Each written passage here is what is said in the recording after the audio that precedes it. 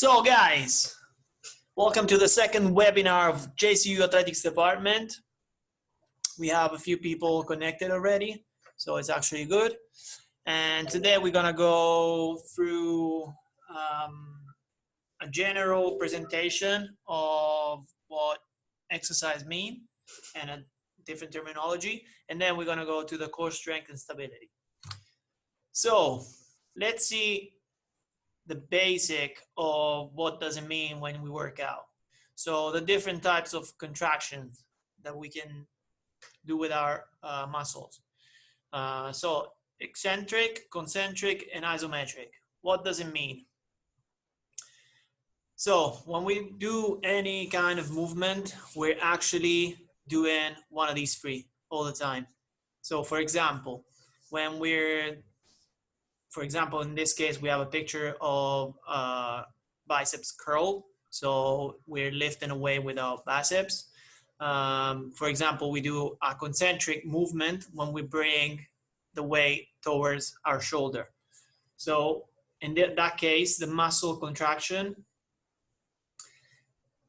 shortens the muscle while it's generating force. When we go down, so the eccentric or negative part of the movement is when a muscle elongates while it's under tension. And this can be voluntary or involuntary.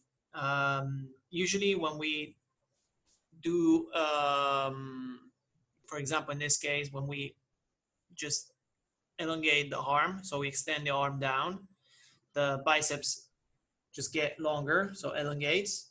And in that case, we're trying to slow down the weight, so the movement of the arm. So in that case, it's voluntary.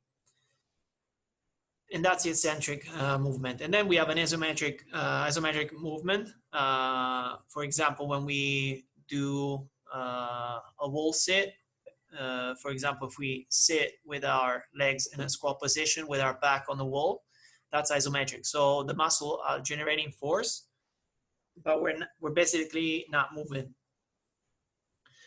In this case, for example, we'll show you later how we do planking. What else do we need to know? The speed of movement, the range of movement, most of the time called ROM, R-O-M, and the importance of recovery.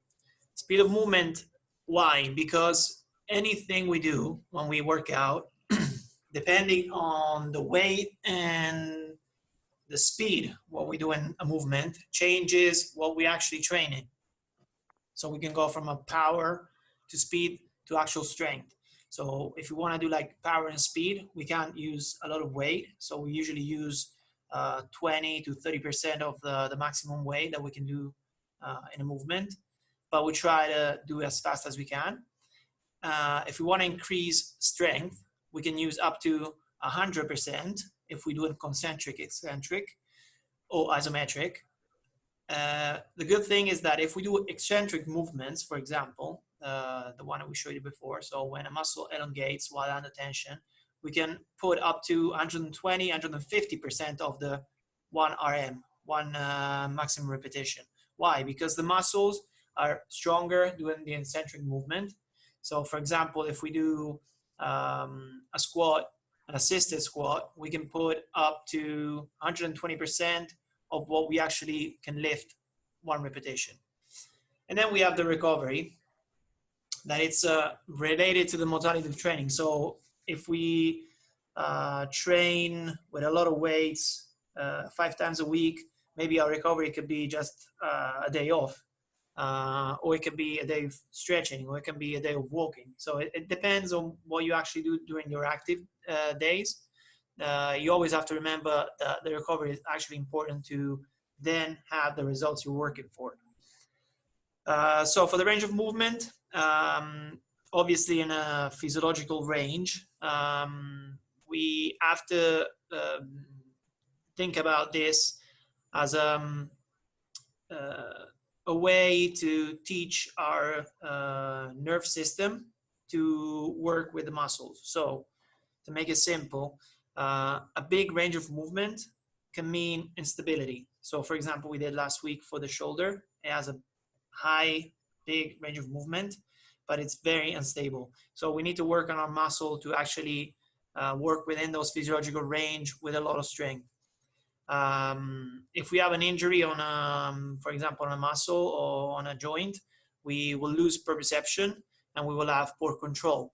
And this will lead to further injuries and a loss of range of movement. For example, we saw the other day the shoulder joint, when it's injured, most of the time we lose the range of movement, so we can't do some kind of exercises. So it's always important to work on the range of movement and work on strength in all the different parts of the range of movement. So, as we said before, the speed of movement, so depending on the weight that we want to use and depending on the results that we want to have, we should work in different ways. So power, speed, and strength. This can change, it changes the sets, the repetition, the weights that we use, so the percentage of the weight, and the recovery time. So let's see together one at a time these things. So for example, as we said before, when we work on the, if we look on the line of speed of movement, if we move right, there's an example with a scheme. So we see that if we want to work on maximal strength, this means concentric and eccentric. We go up to 100% of maximal strength, for example. Then if you follow the red line going down, we see that the weights usually go lower. So the force, the percentage force is on the column on your left. And if we want to increase the velocity, we'll go down the curve. Means we just get rid of a lot of weights. So the percentage of the weight goes down, and it goes down up to like 0% if we're training speed and agility. So range of movement, as I said before, within a physiological range. On the left, you can see what range of movement for any joint means. So the capacity of moving the joint in any direction without having problems of proprioception or control or injuries. So that's why we have to work on our body, because our body needs to be trained to actually not have injuries. Third one, the recovery. So as we said before, it's related to the modality of training, and it can be active or passive. For active, we mean sometimes you can do a training that is like lower in percentage of weights or sets or reps, or you can do just stretching for a passive recovery, or just do easy cardio, going for a walk or easy run. Why? Because the body, as we see on the scheme, the bottom scheme on the right, always has, it sees the training as a stress. So when we stress our body, we always have to give our body time to recover.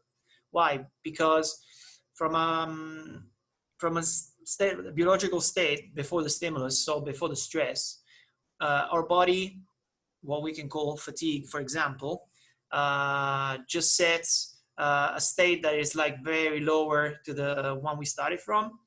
But since our body is actually amazing, it can super compensate the state. So if we give enough time to our body, we can actually go from a biological state before stimulus to that we can call point A to a point B.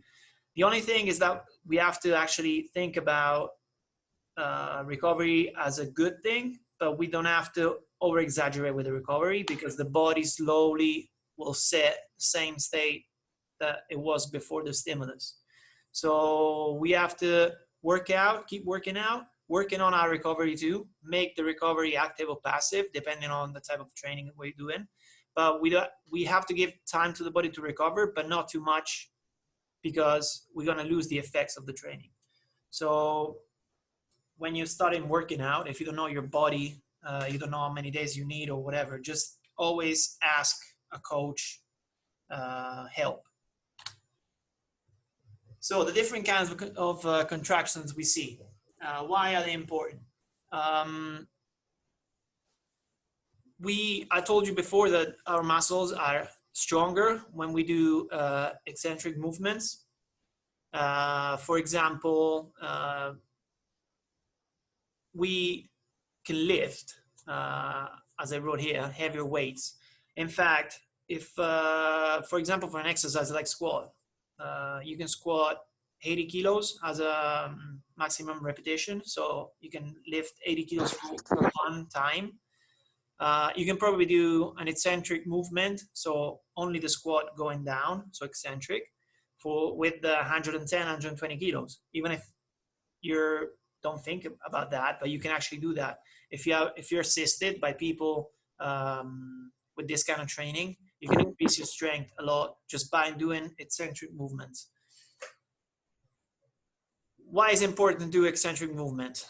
Because most of the things that we do in life, especially if we do sports, but not only sports, are basically most of the time eccentric.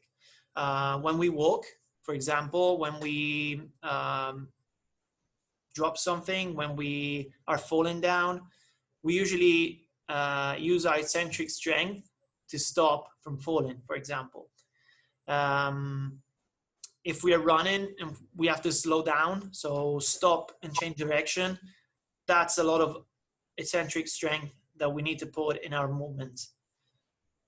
Then isometric. So isometric strength, it can be important, but it's not, I wouldn't put it at a base of a good training. Why? Because isometric strength is very good in a specific task. So if we do sit walls, for example, for squat, so laying our back on the wall and we just sit there, it'll increase our strength on that specific task and that specific range of movement.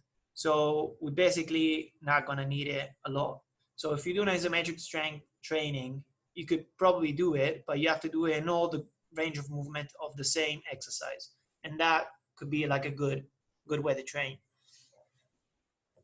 And then we have the concentric strength. So the concentric movement that we said before, it's important in the everyday task and sports together with the eccentric. So we actually need to work more on eccentric, concentric movement instead of the isometric movement.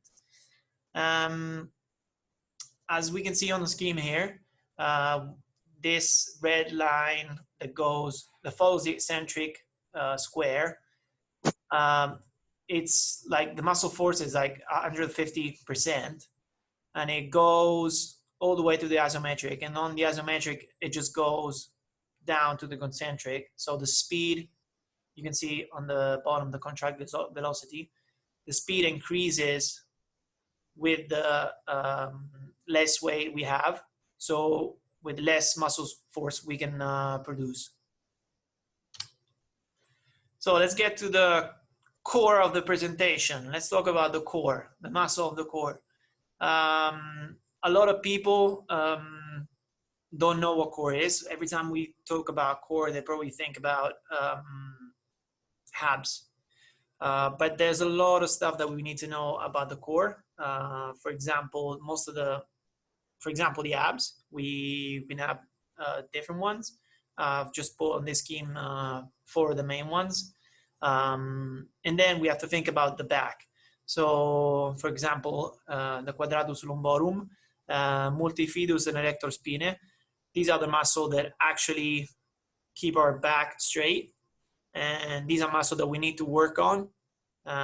So we don't need to work only on the abs. Why? Because we have to think about anytime we work on a muscle, on a chain of muscles, we're actually doing something also to the antagonist. So, for example, we saw the other last time agonist and antagonist. They could be like the bicep on the arm and the triceps at the back of the arm. In the case of the abs, we can have we can actually think about the abs as antagonists of the quadratus lumborum, so of the back, together with the glutes. And then a muscle that most people don't think about, it's the iliopsoas, that it's a muscle that's involved in many exercises, especially of the core, especially if we're not doing an exercise well. And they basically, these muscles, they're attached on the last vertebrae of the lumbar part of the back, and they go down to the ischiatic and femor's bone. They usually pull forward the back, so the lumbar part of the back, and they create a lot of pain on the lumbar part. So we need to work on the abs to actually overtake this problem, and stretch out our iliopsoas. What does it mean having a stronger core? It means a high total strength in every movement that we do. So for example, if we play baseball and we have to pitch a ball, if we have a strong core, we can increase the power of that movement. It means more stability in anything we do. So if we're dancing, if we're running, if we have a strong core, we have more stability. It means more balance. I don't know if you're like horseback riding. If you have a strong core, you have more balance. And then less injury, of course. So let's take a look at our video on how to train these muscles. Thanks. Sorry for that. I'll show you the video in a second. I'm trying to.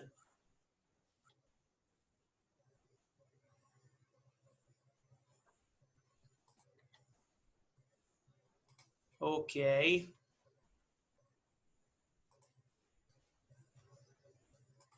New share. So I'll show you one thing.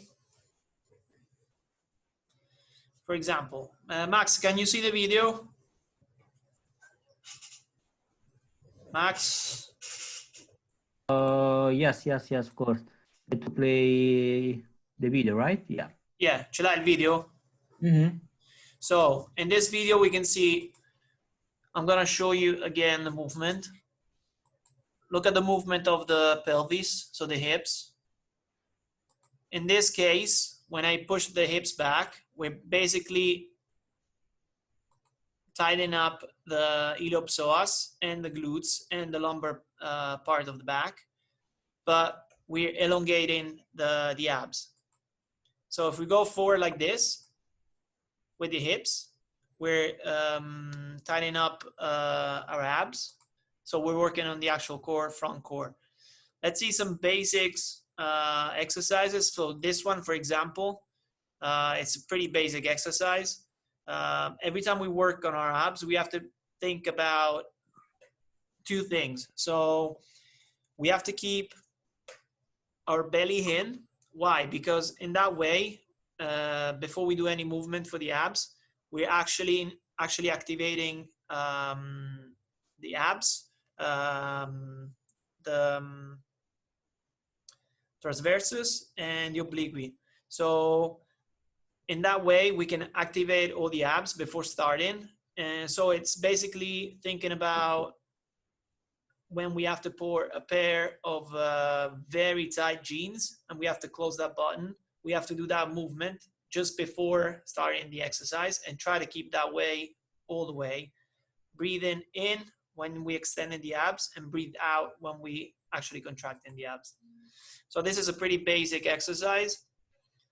And then this, for example, it's another exercise. So when we do the abs, we either bring our ribs close to our hips, or in this case, we bring our hips close to the ribs. So we crunch those abs.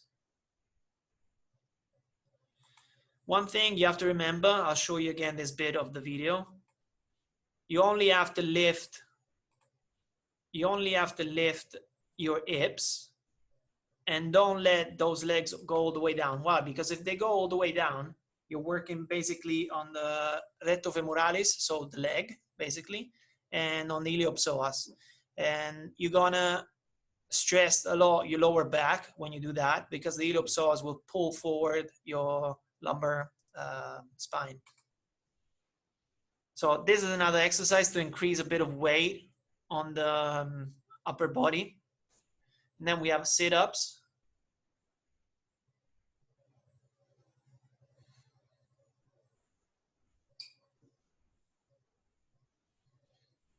This is another good exercise that will increase the stress on the obliquus and transversus of the abs. Okay, this way we're increasing the weight on our body, lower body, for example. This is a good exercise, especially if you're a runner. So in this case, you're actually stimulating a lot your abs, because you're moving both legs and arms, and you're lifting your body while you have to lift your legs. This is another good exercise that we did actually yesterday at the HIIT class. In this way, you're actually activating a lot of your abs, because like this, when you're in this position, your abs work as isometrically to keep the leg up and keep the hips in line. And you also have to close up with your chest. So you also do a concentric in this case, and eccentric on the way down. So this is an isometric movement. Look at the position of the back. When we do planking, from planking, we always have to remember that we don't need to have straight legs, and that back needs to be in this way, so arched. Why? Because if our legs are straight and the back is not arched this way, we're gonna lose the actual work on the abs. They're not gonna be contracted, and we're gonna work a lot on the rectofemoralis and the iliopsoas, creating a major problem on the lower back. So always remember to put that arched back there and bend your knees a little bit. Same thing, this. Always remember to do that movement. I'll show it again in both cases. So like that, bend your knees and close your back.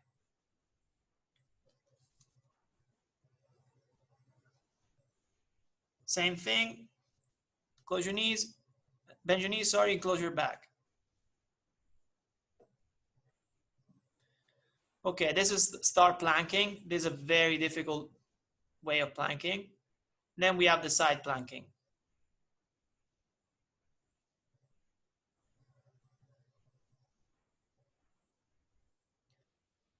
Okay, this is an exercise that you can do, for example, for your the back. So when we work on the core, you also have to work on the back of your spine. So these are all exercises that we can do for the extension and for the flexion. So when you bring in that leg and the arm, when the knee touches the elbow, you have to push against each other to actually activate your core.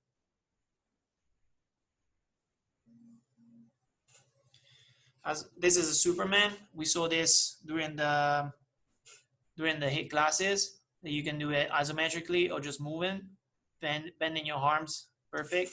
You just release a bit of your back. And then we have these movements that are dynamic. They're pretty tough. And so I suggest not to do these when we start, but give yourself time. We saw this exercise with a lot of the classes we did. This is another one that activates a lot your transversus. Okay. Let's go back to our presentation. Max, are you still there? Yeah, I'm here. Okay. So what yeah, I can see like nothing right now. What happened? Can you see this? Yes. Okay. So we saw the video. If anyone has any question, I know that maybe Caroline had a question. Yes. Go ahead. So thank you so much, Alex, for the video. I was wondering because I'm also working out here at home on my abs, but I found some videos online on YouTube with standing crunches. Okay. What do you think about it? Well, if you can, just send me the video first because I want to see what he is actually doing. Okay. And if you do crunches, you can do crunches any way you want. Of course, if you're laying down, you're probably increasing the weight on the abs because you can basically do crunches standing up and just actually tighten up your body by closing the hips towards the ribs or the ribs towards the hips. So you can actually just crunch down and close your abs even standing. The only thing is that you don't do a lot of concentric, eccentric movement, but you basically do an isometrics. So for example, even when you do high knees, so you're just doing skipping, you're activating your abs, but they're actually stabilizing the hips. So they're not actually doing, you're not actually doing a work on your abs, but your abs are actually just stabilizing the hips. So basically, we need to see that video. We need to, if you can send us the link, Yeah. I'll just check it and let you know. And also, okay, this is probably a very strange question, and you might say no, it's not the best idea, because I also found another video of doing working on your abs, laying on your bed. So what about this flat surfaces? What do you think? The only thing, I mean, you can do your abs anyway, even on the bed. The only thing you have to check, it's if you actually can keep a good position up for your back. So if you're in a safe position, yeah, why not? You can do abs even in the water if you want, just by swimming. So it doesn't have to be like a hard surface. The only thing you just have to check, it's if whatever movement you're doing, it's safe for your back. So if you're actually activating your abs, when we do abs, for example, just a normal crunch on a flat surface, hard one, it's easier to concentrate on the abs, while if you're doing it on the bed, basically you're less stable, so it's not bad at all. It's actually really good. And so basically, yeah, you can do it as long as you don't hurt your back. Just control always the position of your back and the movement you're doing. Yeah, I can send here the link, but thank you, Alex. Oh, you're welcome. Yeah, just send the link and we'll just have a look at it, and I'll give you some suggestions and some advice.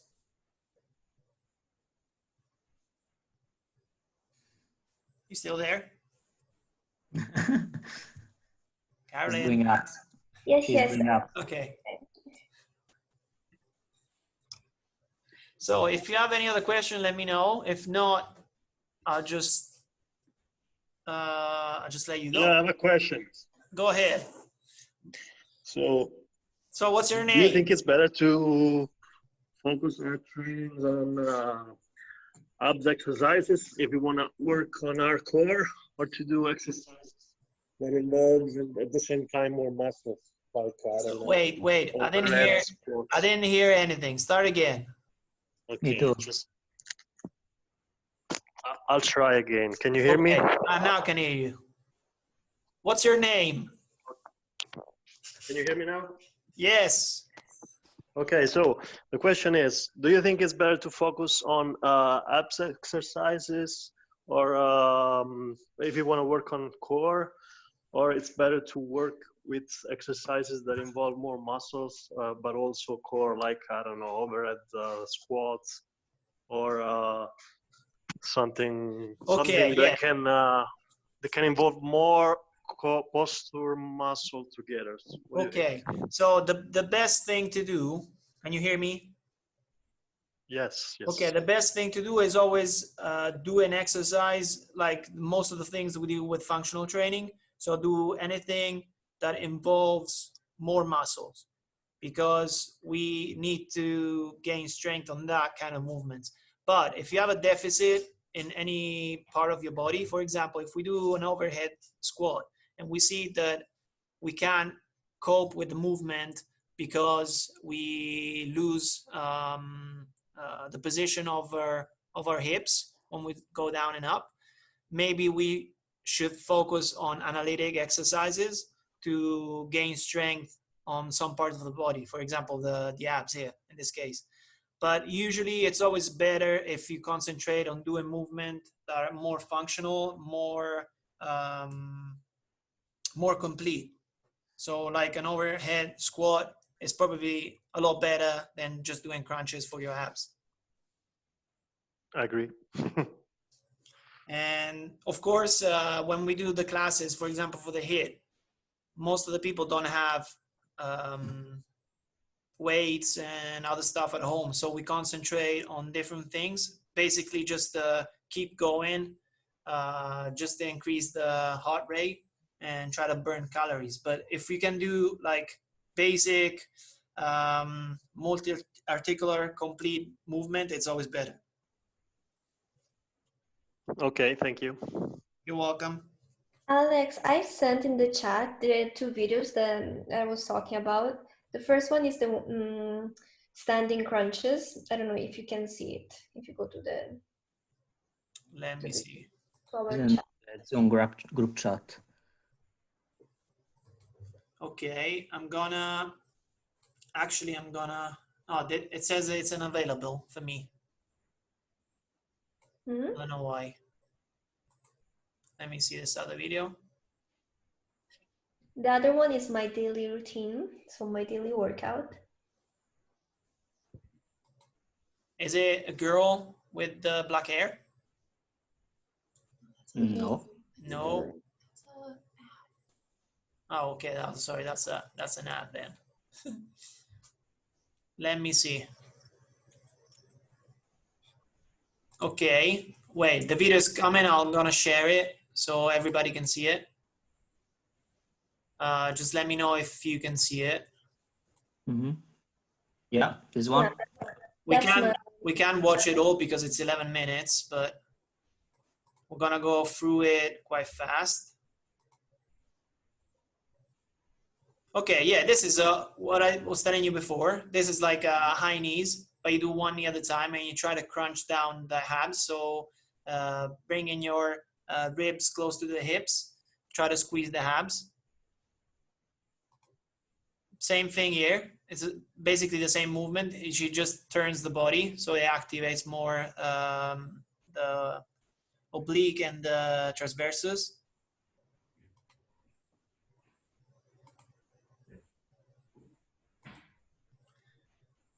Yeah, so this other movement, basically now the abs are not doing the major work here. They just like keeping the hips in position while you lift the leg. So basically most of the movement is done by the rectofemoralis and the iliopsoas, but you can actually feel your abs working because they doing a small amount of movement. So the range of movement is very small, but they're still active. So they're not bad at all. She's probably gonna go side, yeah. Side bend, okay.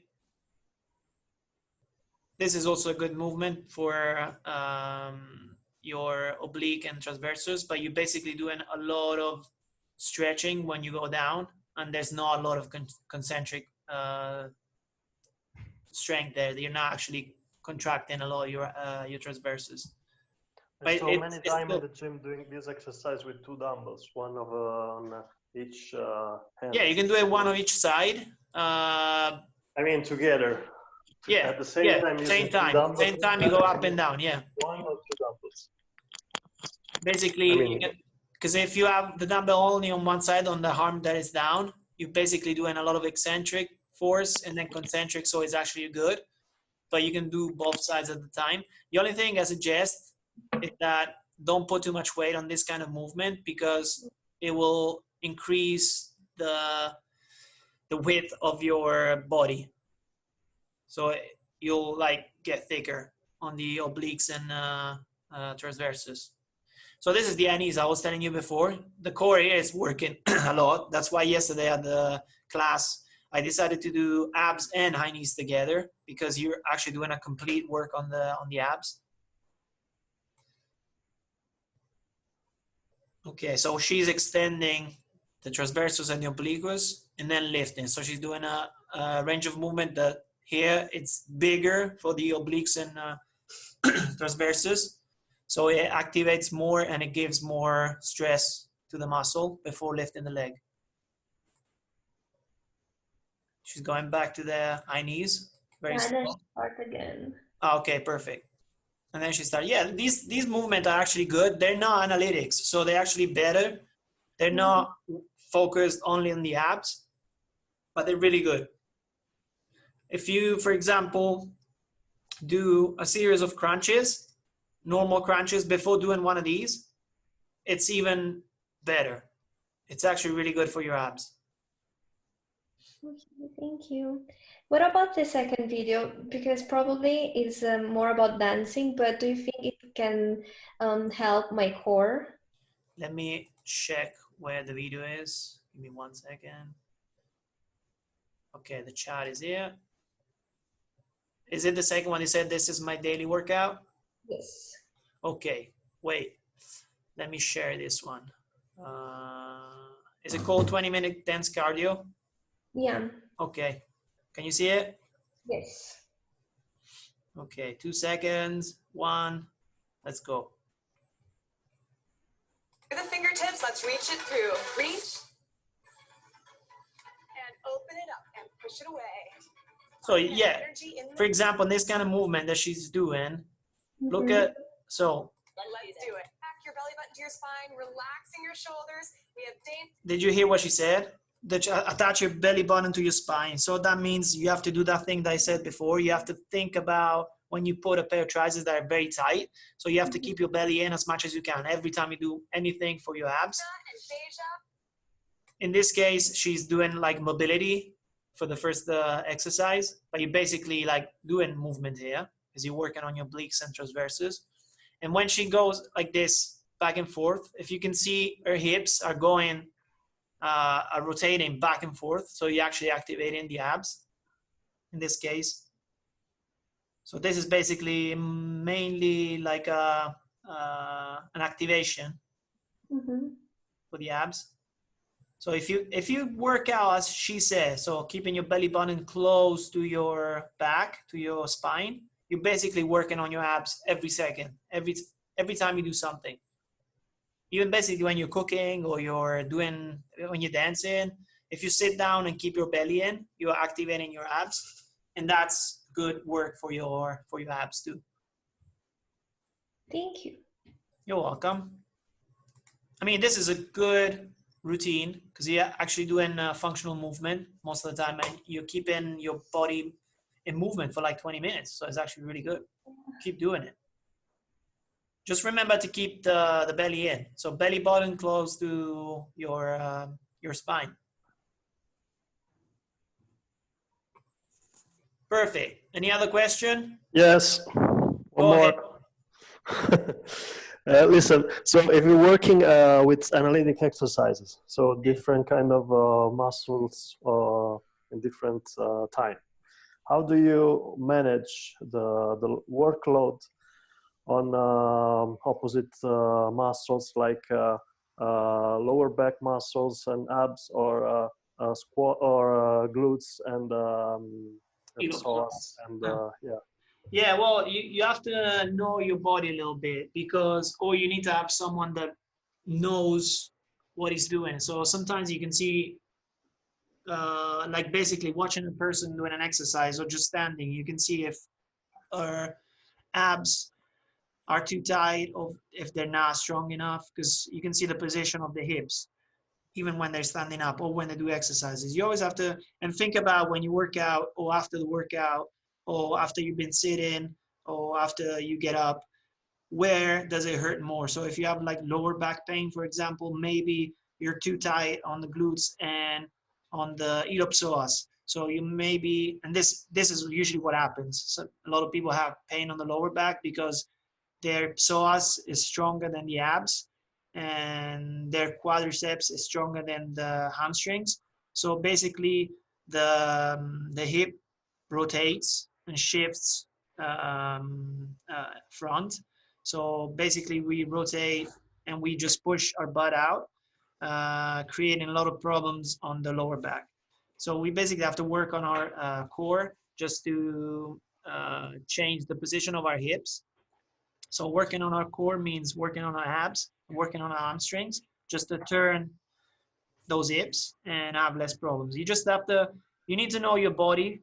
So you need to work out, you need to do movements, and you need to understand where you have pain and when you have pain.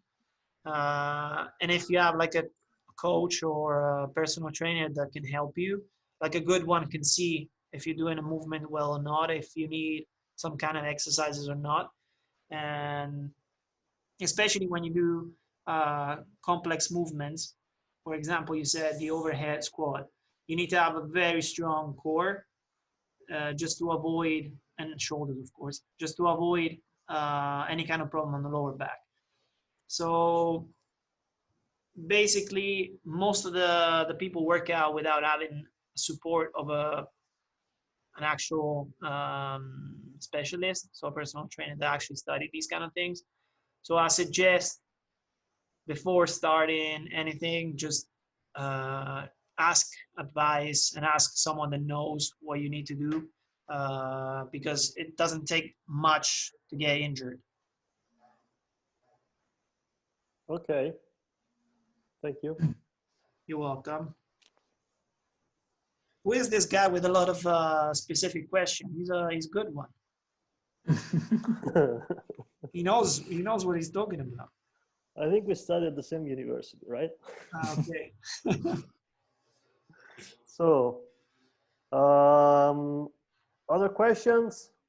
Otherwise, I think it's over. Just want to inform you that this video. I have a question. Oh, okay.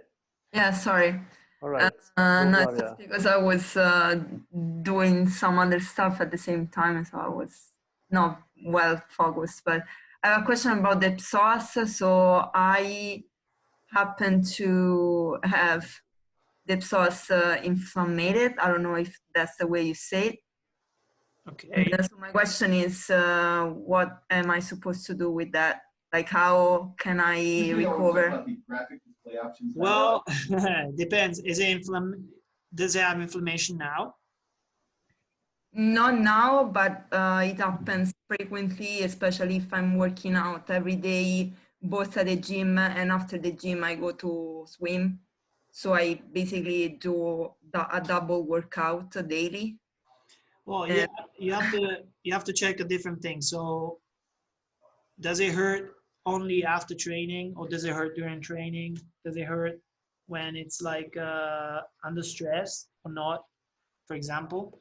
Or if you maybe have a bursitis, or if it's just an inflammation due to maybe a nerve that is actually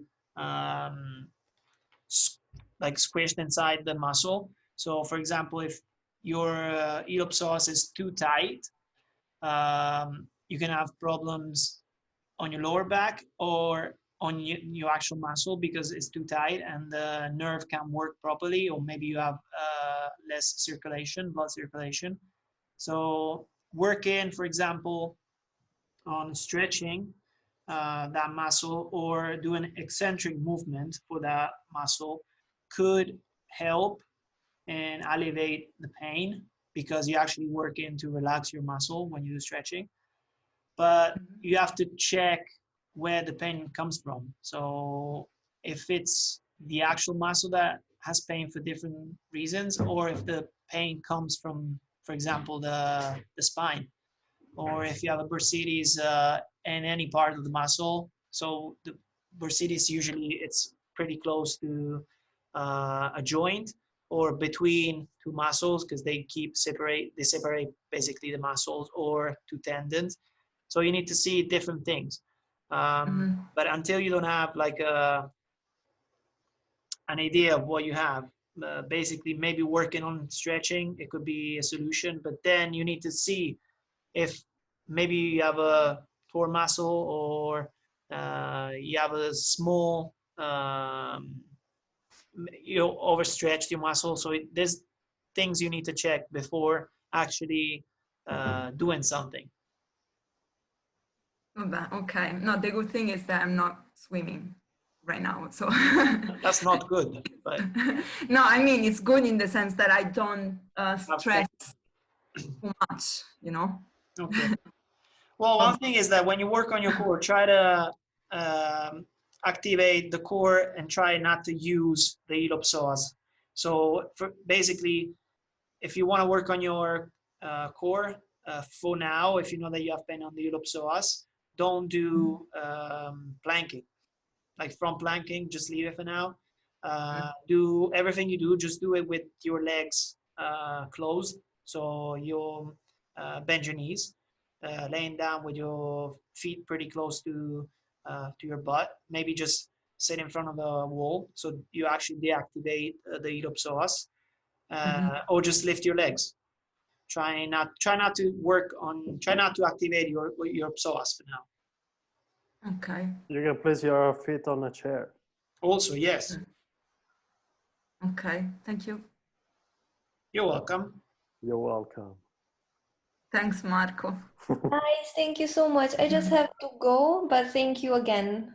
You're welcome. Bye. All right. Thank you, Alex. You're welcome, guys. Great job. Thank you. Great job. Bye. Bye, guys. Bye-bye. Ciao. Ciao.